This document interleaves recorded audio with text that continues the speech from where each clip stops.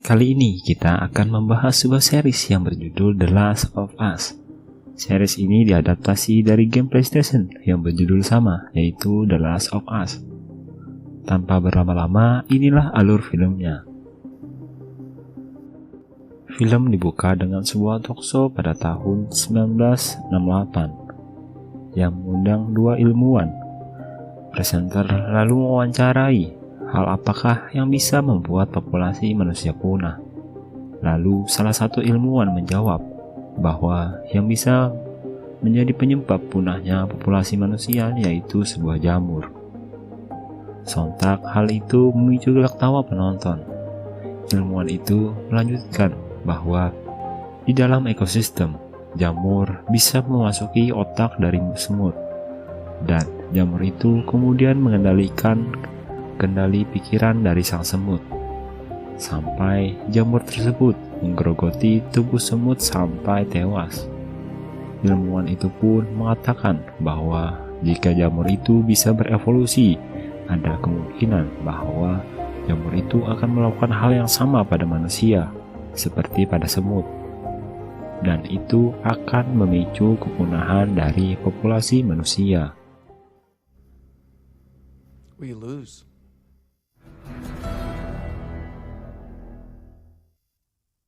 Beberapa tahun kemudian, pada tepatnya tahun 2003, di sebuah keluarga, seorang ayah bernama Joel sedang menikmati sarapan pagi bersama anaknya bernama Miller. Kemudian datanglah saudara dari Joel bernama Tommy. Ketika asik mengobrol, mereka mendengar berita sebuah kejadian di suatu kota, yaitu Jakarta.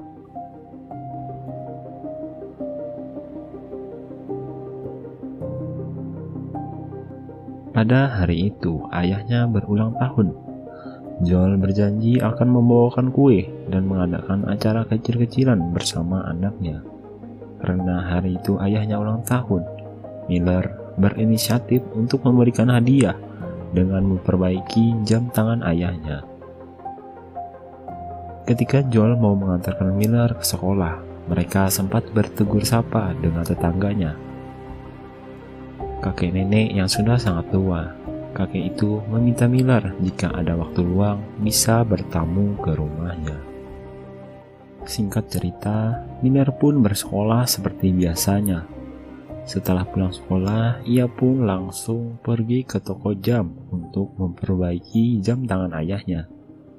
Terlihat di jalan raya, banyak polisi yang berlalu lalang. Seorang istri dari pemilik toko itu tiba-tiba sangat ketakutan, lalu menotop tokonya seperti akan terjadi suatu hal yang aneh, dan meminta Miller untuk segera pulang. Beruntung, jam tangan ayahnya sempat diperbaiki. Miller pun segera pulang. Namun sebelum pulang, ia menyempatkan diri ke rumah tetangganya atas undangan pagi tadi. Ia sedikit menyelesaikan pekerjaan rumah di sekolahnya dan meminjam sebuah DVD kesukaan ayahnya. Lalu ia pun berpamitan pulang kepada perawat dari kakek nenek tersebut. Namun di sini Miller merasa ada yang aneh karena anjing tetangganya melihat sang nenek dengan tatapan yang keheranan. Hingga ketika ia ingin pulang, keadaan lingkungan rumahnya sangatlah sepi, tidak seperti biasanya. Dan ada dua pesawat tempur sedang beroperasi. Miller hanya merasa keheranan pada hari itu. Pada malam hari, setelah pulang ayahnya bekerja, Miller memberikan jam tangan ayahnya yang sudah diperbaiki sebagai hadiah ulang tahun. Membuat Joel sangat terharu atas pemberian anaknya. Namun sayangnya Joel kelupaan membeli sebuah kue. Kemudian mereka melanjutkan dengan menonton sebuah film yang dipinjam Miller dari tetangganya, hingga Miller tertidur lelap. Namun beberapa saat kemudian Tommy menelpon Joel dan memberitahukan bahwa ia sedang ditangkap polisi dan meminta Joel untuk membebaskannya. Sebenarnya Joel tidak ingin meninggalkan anaknya seorang diri, Namun, Tommy memberikan penjelasan bahwa ia ditangkap bukan atas salahnya, namun atas kesalahpahaman ia terlibat keributan. Joel pun dengan terpaksa harus meninggalkan Miller seorang diri di rumah. Sementara Miller yang seorang diri terbangun mendengar suara gemuruh dari sebuah helikopter. Ia pun mencari-cari ayahnya, namun tiba-tiba muncul anjing dan tetangganya, seolah-olah meminta tolong.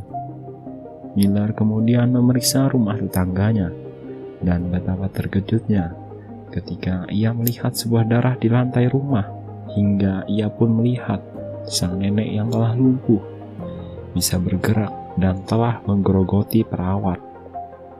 Miller langsung ketakutan dan segera kabur.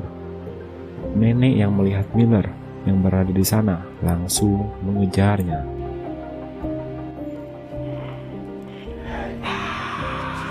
Beruntung, Joel dan Tommy datang tepat waktu.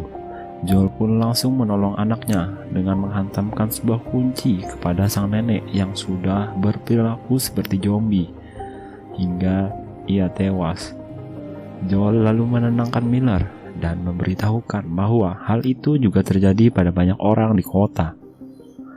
Lalu segeralah mereka masuk mobil dan meninggalkan rumah karena kondisi sekitar sudah tidak aman lagi. Di mobil, Miller menanyakan kenapa hal itu bisa terjadi. Tommy kemudian menjawab hal itu terjadi kemungkinan dikarenakan oleh sebuah virus yang menyerang manusia. Keadaan seluruh kota sangat kacau pada malam itu.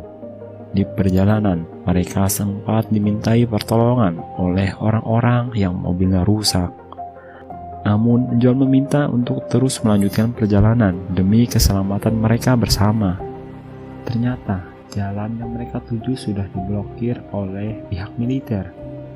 Joel berinisiatif untuk melewati alternatif lain melalui jalur kota. Hingga tibalah mereka di jalur kota. Ternyata kondisi jalur juga sangat parah.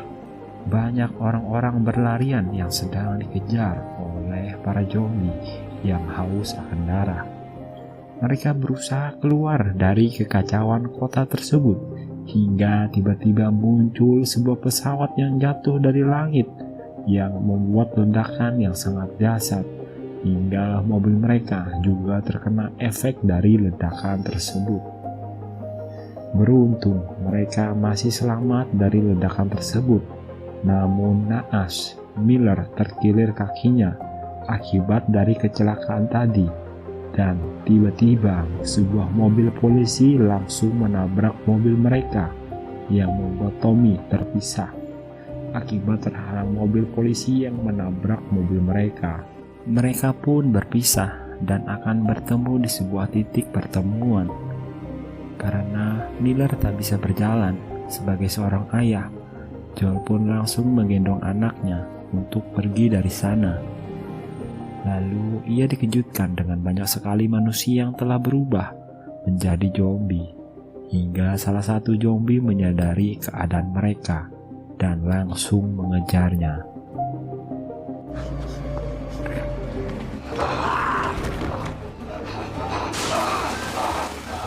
Dengan begitu mengerikan, Joel bersusah payah sambil menggendong anaknya untuk kabur.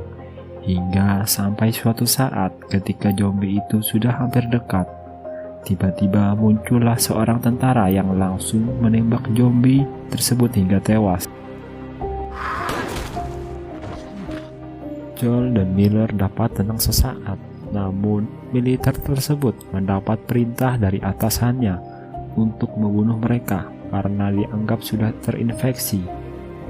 Joel yang menyadari gelagat tentara tersebut segera melarikan diri.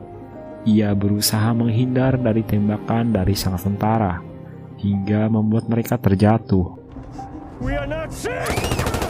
Hingga ketika tentara itu akan menembak Joel, beruntung Tommy datang tepat waktu dan langsung menembak tentara tersebut hingga tewas.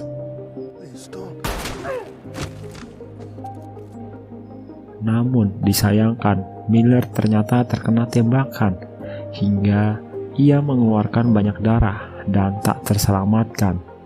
Atas kejadian itu, membuat Joel sangat sedih yang sangat mendalam. Sebagai seorang ayah, ia merasa gagal melindungi anak satu-satunya yang ia sayangi.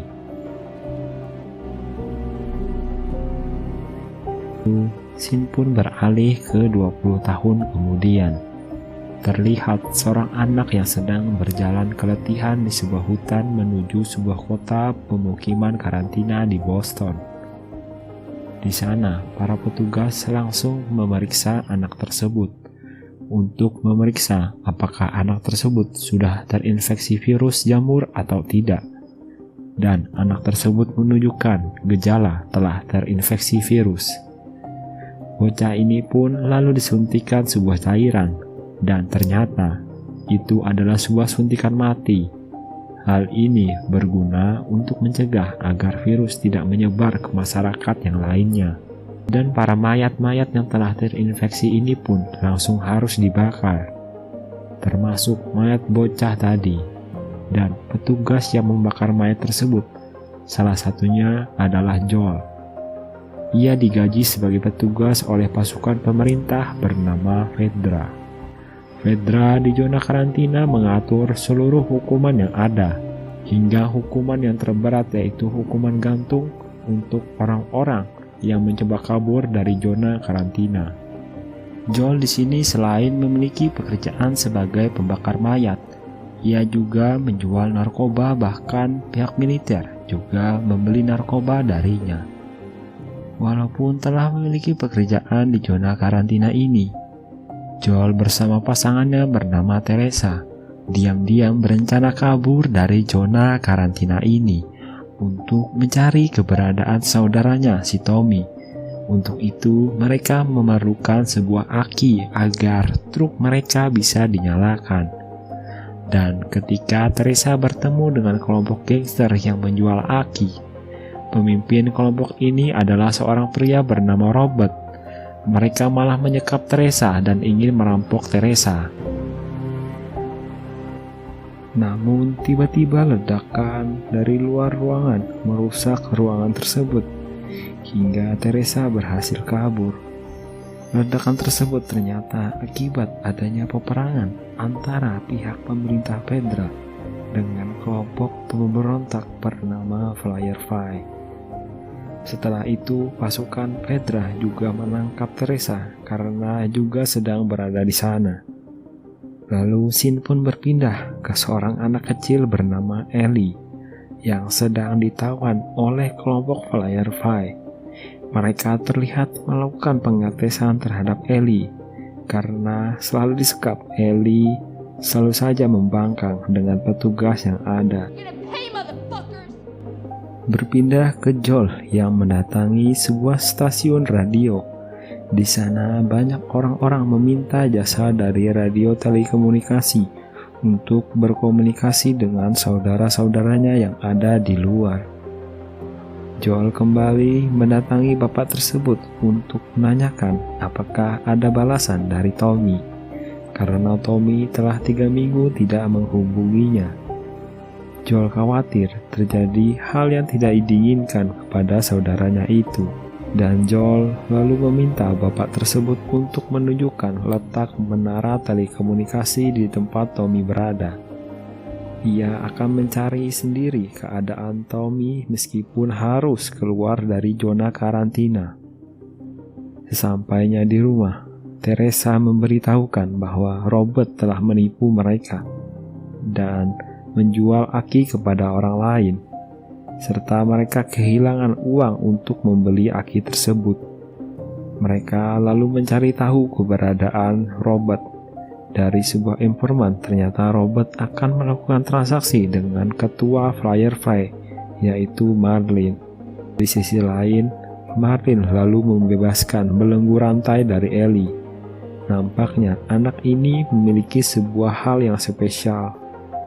Joel dan Teresa lalu menuju tempat Firefly, melewati jalur yang tersembunyi. Ketika mereka berada di lorong bawah tanah, betapa terkejutnya mereka ketika melihat seorang zombie yang telah mati dan seluruh tubuhnya telah ditumbuhi jamur.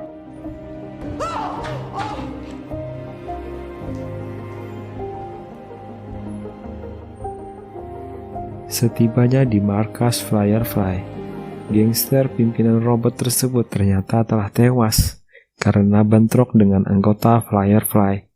Nampak robot kembali mau menipu ketua Firefly itu, namun ia malah tewas. Dan ternyata aki yang mereka cari telah rusak. Joel dan Teresa pun bertemu dengan anggota Firefly tersebut. Marlene yang mengetahui Joel pun lalu menanyakan maksud kedatangannya. Dan tiba-tiba dari balik pintu, muncullah Ellie yang menyerang Joel dengan sebuah pisau. Joel dengan mudahnya menghindar dan menjatuhkan Ellie. Marlene yang mengetahui maksud kedatangan Joel lalu menawarkan untuk Joel mau mengantarkan Ellie ke tempat Firefly di daerah lain, di luar zona karantina. Marlene akan memberikan imbalan apa saja yang diinginkan Joel, termasuk aki dan persenjataan. Mendengar tawaran itu, Joel lalu berdiskusi dengan Teresa. Merasa tidak ada pilihan lain, Joel dan Teresa pun mau melakukannya. Singkat cerita, malam pun tiba. Melalui jalur rahasia, mereka berhasil keluar dari zona karantina. Meskipun harus berhati-hati karena militer selalu berpatroli.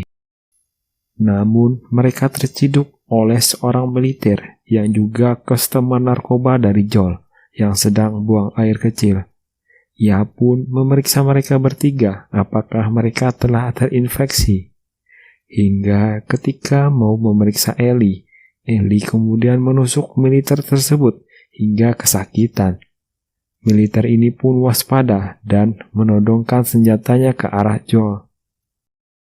Joel yang teringat kejadian anaknya terdahulu langsung naik pitam dan langsung menghajar militer tersebut hingga tewas. Mereka pun bergegas pergi dari sana agar tidak diketahui oleh pihak militer. Dan episode ini pun ditutup dengan berbunyinya sebuah radio dan perjalanan mereka baru saja dimulai.